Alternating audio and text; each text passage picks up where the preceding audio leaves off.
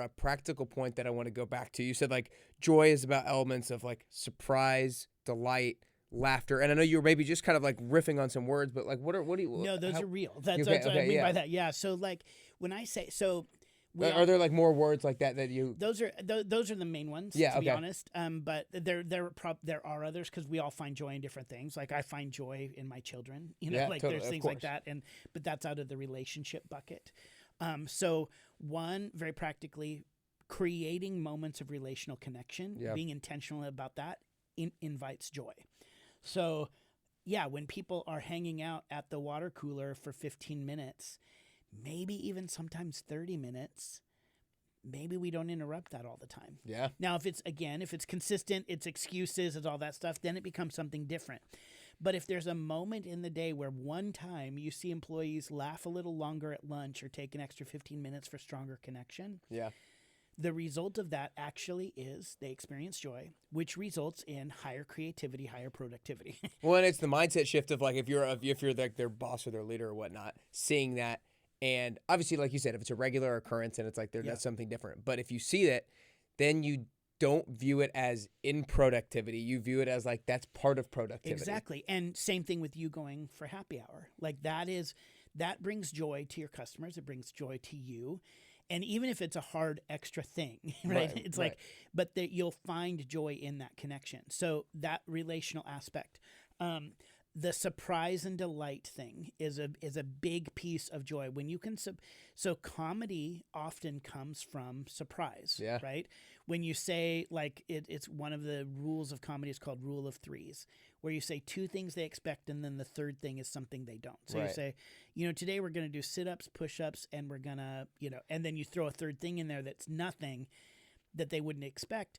Now all of a sudden they're like, ha! Yeah. It brings surprise and delight. And you can do that in conversation, but you can also do that in the way that you treat your employees, you treat your customers. When you go that extra little mile for them, like when I show up to a hotel and there is a piece of chocolate that has been laid on the bed, 100%. I go, like there's that moment that is joy because I'm not expecting it every time I go, or a handwritten note or something that surprise and delight that brings joy. Then, so there's surprise and delight, there's relationship, there's adventure, there's discovering something new that helps you overcome. Like if you do something new, if you've never rock climbed and you get to rock climb and you succeed in that, so you have to create moments of success. But that somebody gets to do something they've never done before, that creates moments of joy. And so there's all these little things that you can actually build in with intentionality. Totally. And understand that it contributes to the work. Because there's some other aspects of this too. Like for instance, when you create surprise and delight, when you create adventure and whimsy, make it really practical. Let's say you're meeting with your team and it's a half day or full day meeting and you get to choose, am I going to have everybody meet in our conference room or are we going to go off-site? Off-site, you actually will create more creativity and ingenuity. Here's why. When people stay in the familiar, you actually your brain kind of starts to relax and you start making decisions from your subconscious. You want to do repetitive things. And in like, let's say in working out, when you don't want to have to think about it and just go, you want repetitive systems. Of course. Like I'm going to go and I'm going to do this circuit the same way. So I don't have to make a decision. My brain just does this. Procter & Gamble did some research on when you go shopping at the grocery store. When you go to a familiar grocery store, they actually watch your heart rate drop and your breathing drop and you go into a subconscious state. And typically you will take the same route in the grocery store every time. It also means you will probably buy the same things. I'm going to stop and get an avocado. I'm going to get bread. I'm going to get milk. I'm going to get butter. And you go through this cycle.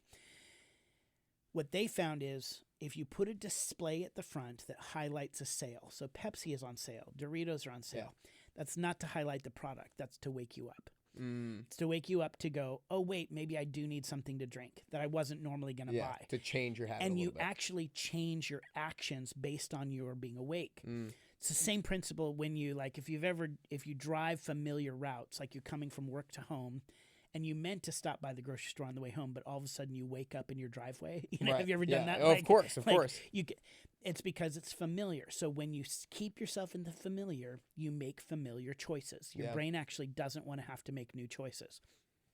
So when you take your team and surprise them by going to a different environment, bring in some bagels that you normally wouldn't bring in, or fruit trainer.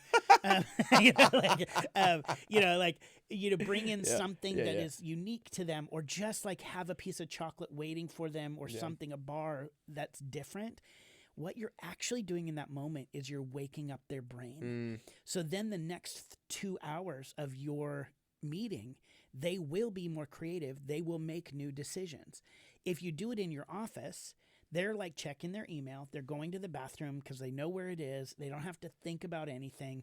They're wondering if they need to be on their phone, what they're doing after with their kids. Yeah. You go to a new place that's fun, just a little unique. And is it going to cost more? Yes, it is. It absolutely is. Yeah.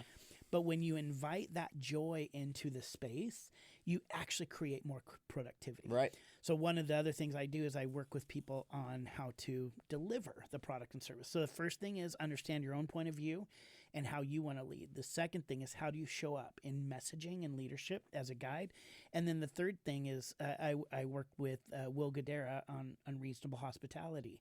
So the idea of how do you then serve people well? How do you make them feel feel the hospitality, remember you, create a competitive advantage in the space of joy and whimsy and adventure that actually for your team and for your company and you as a leader is your competitive advantage. Yeah, man, that's so good. That is so good. For the sake of time, I want to get down to that was masterclass. I was like, I'm going to keep diving into a couple of things. I feel like it's going everywhere, but I'm hoping. Well, I'll give a personal example that for me, like as a trainer. So every Thursday when we have class, we start off with Thankful Thursday, and usually, so I have 20 people in a class, and so to go around 20 people, it might take 6, 7, 8 minutes.